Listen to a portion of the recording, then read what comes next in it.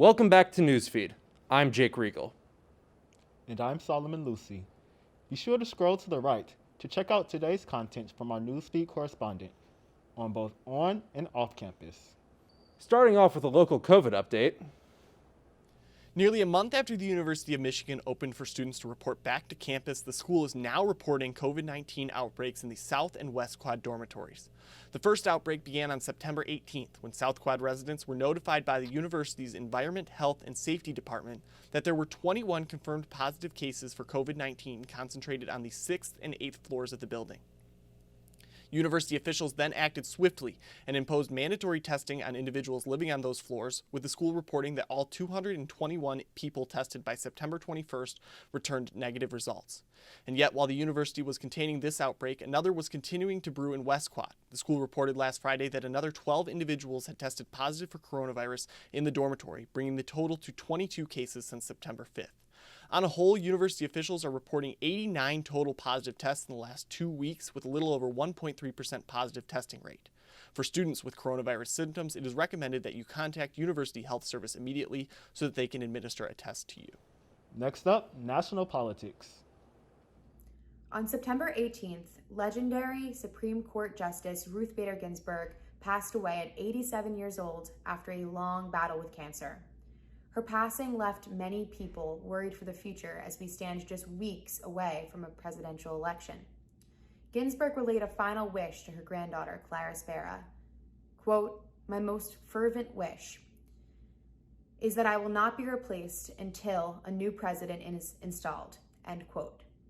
However, President Donald Trump has announced he will swear in a successor, quote, "without delay," end quote.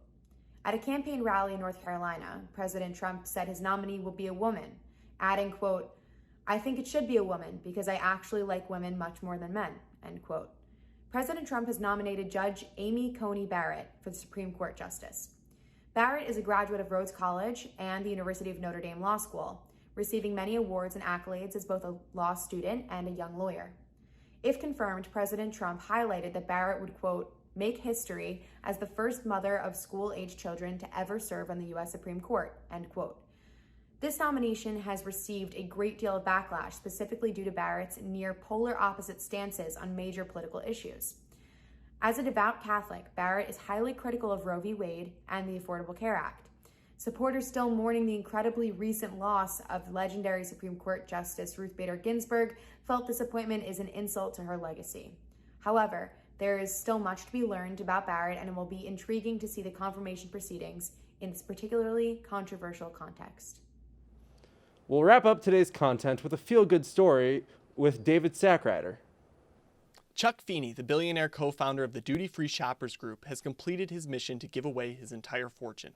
Feeney was once worth $8 billion, but began to give away his fortune in 1984 through his foundation, the Atlantic Philanthropies.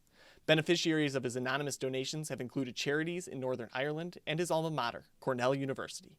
Feeney is known for living an intensely frugal lifestyle. He does not own a car or a house. And in an interview with Forbes magazine, entrepreneur Bill Gates referred to Feeney as, quote, "a remarkable role model and the ultimate example of giving," end quote. Thanks for tuning in. We'll see you on Sunday for more content. From now on, look out for our posts every week on Wednesdays, Fridays, and Sundays.